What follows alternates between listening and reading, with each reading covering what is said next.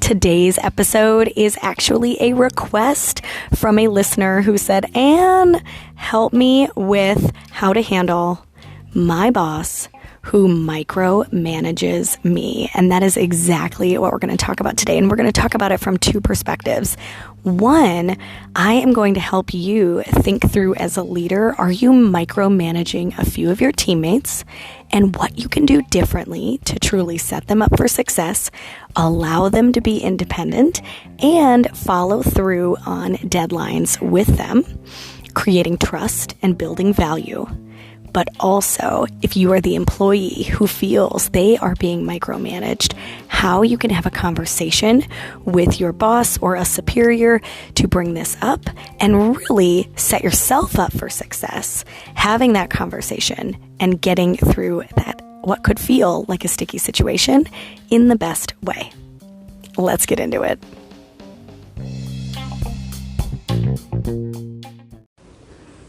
Before we get into this, I need everyone to know that micromanagers are not the villain. It may very well feel that way while you are at work, but they truly want what is best for themselves and the team.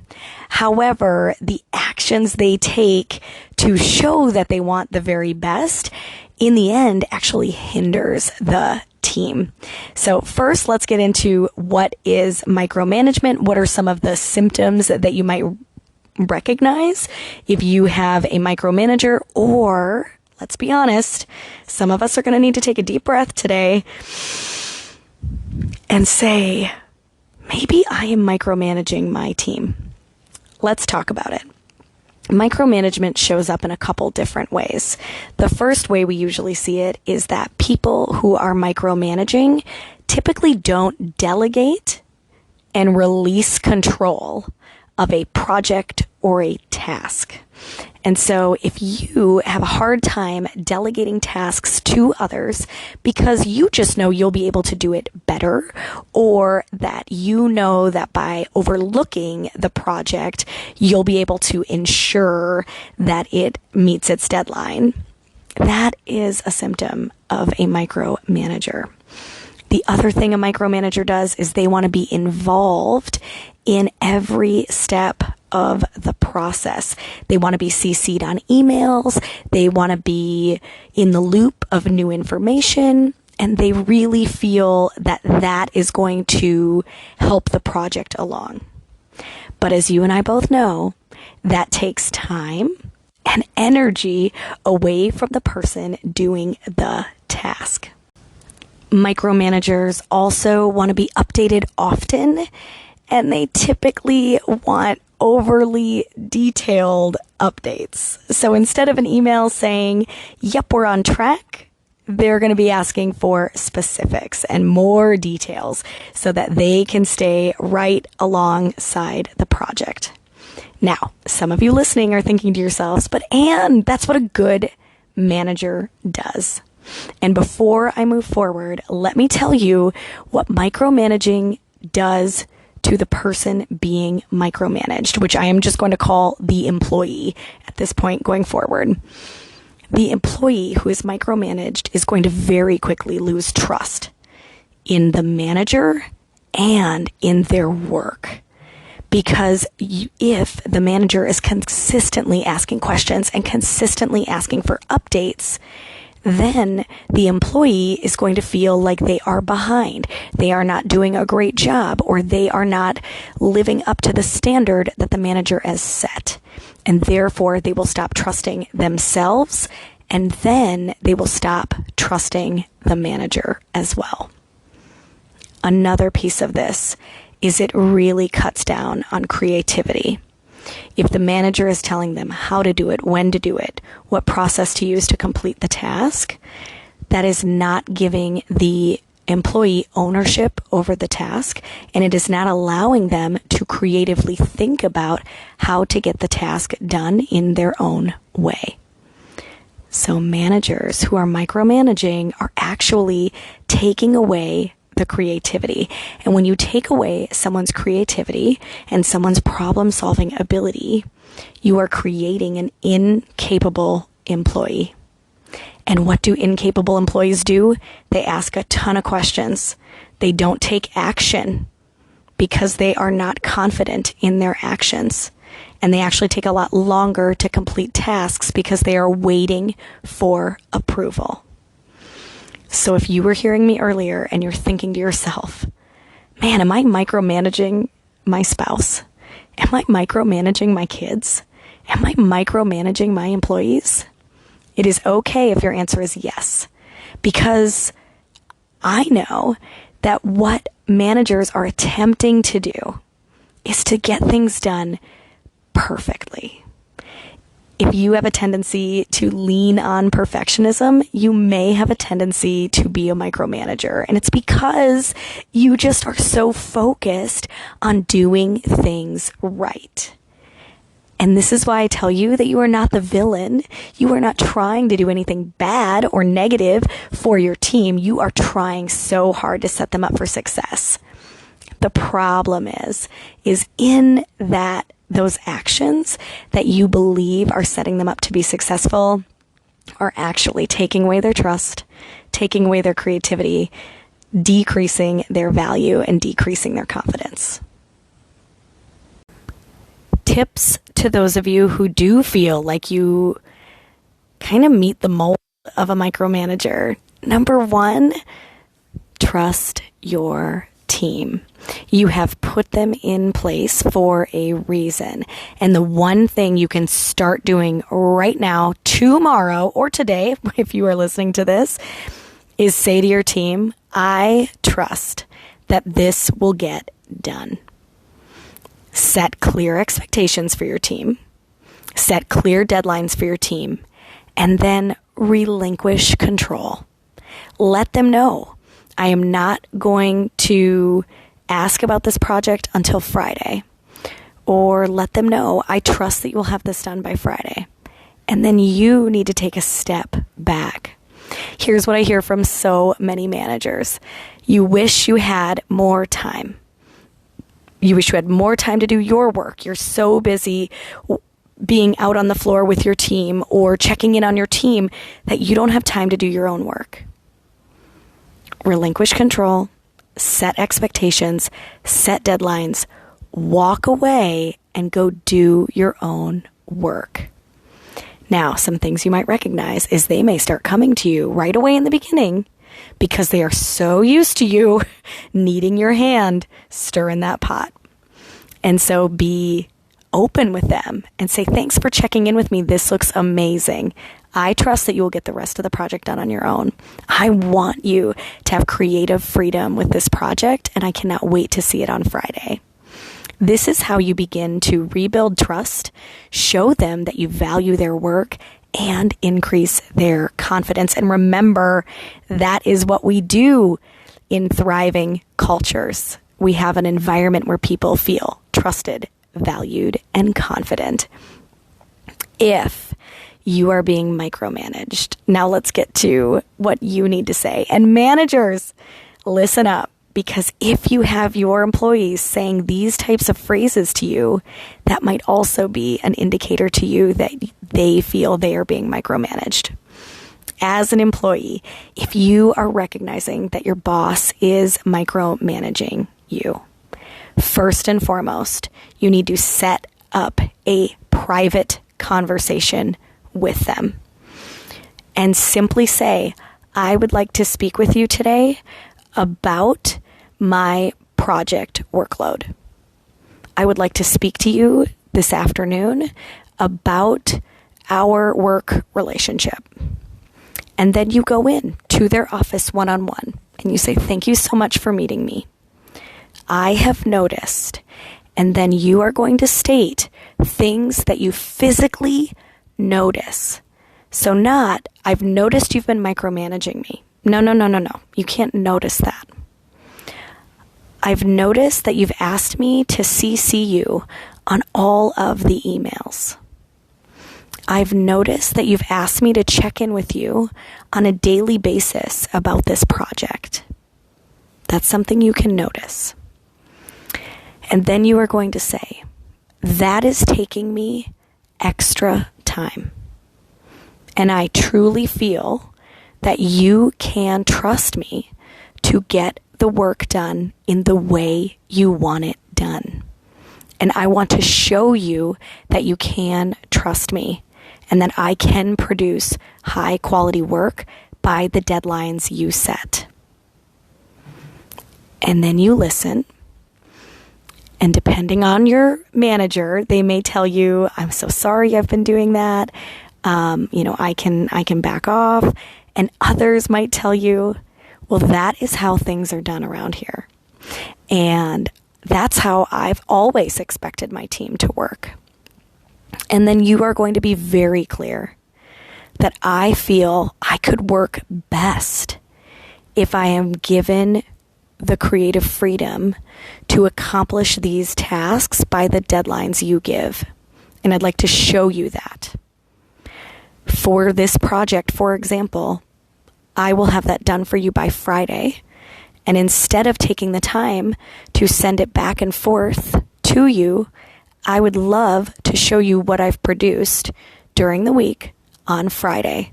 And then I can take your feedback and change the project as needed, right?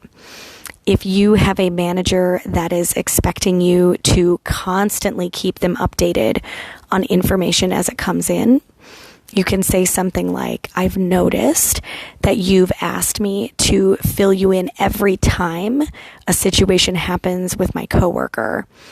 And as much as I would love to keep you in the loop, it is actually taking a lot of time out of my day for me to do that. And I'd rather give you an update at the end of the week so that I can stay focused.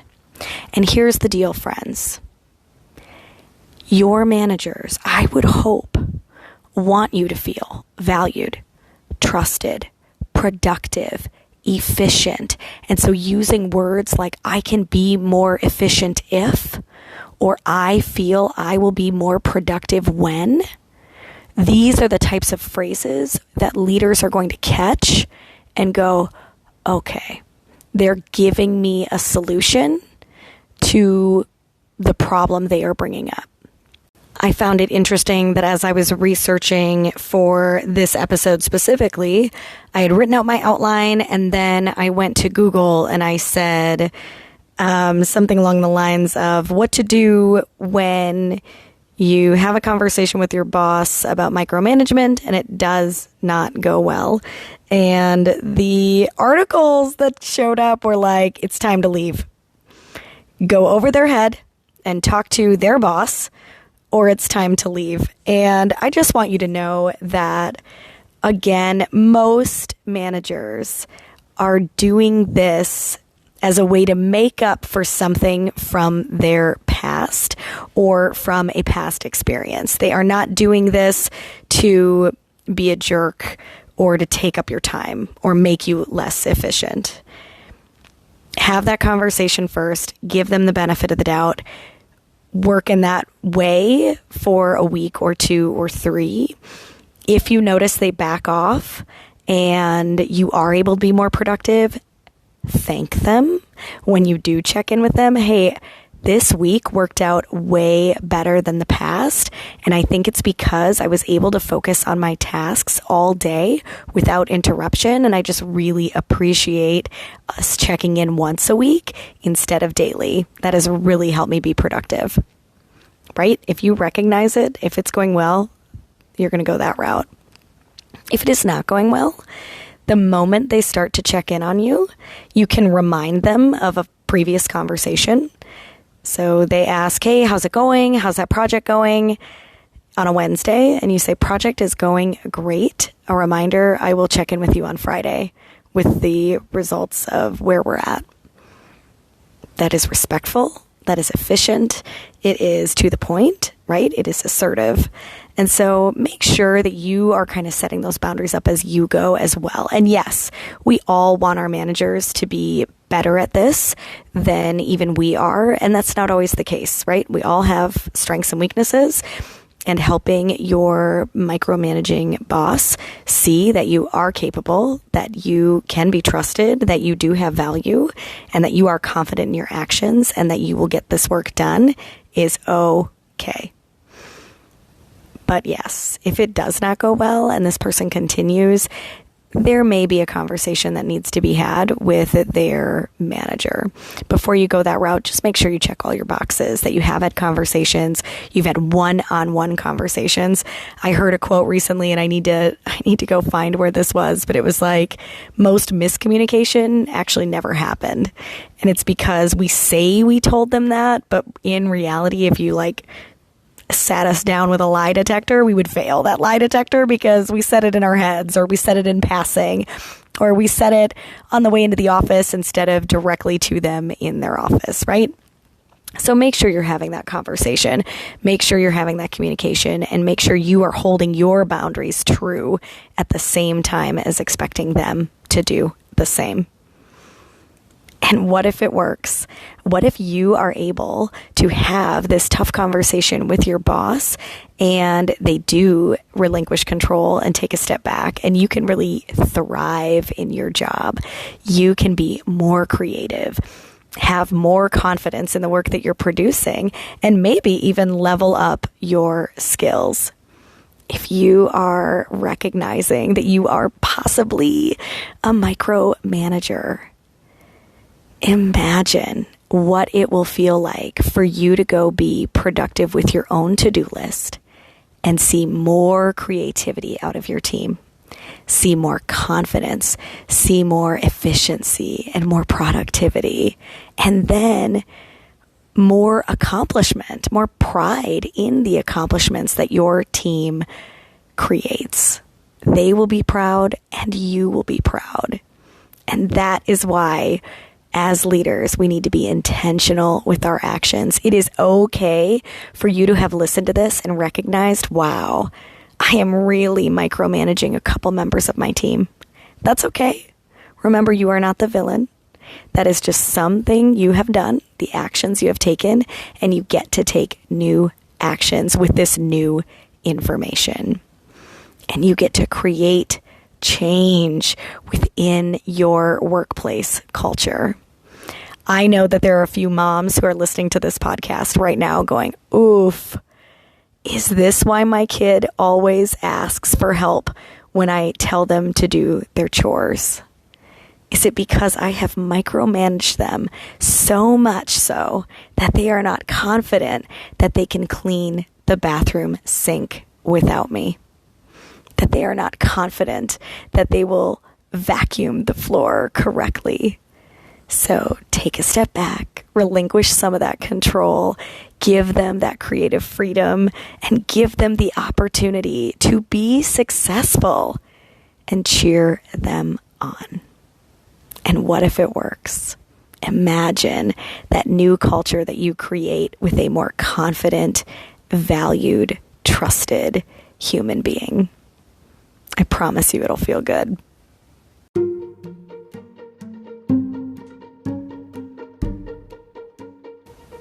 Big shout out to Rebecca for bringing that topic to the podcast.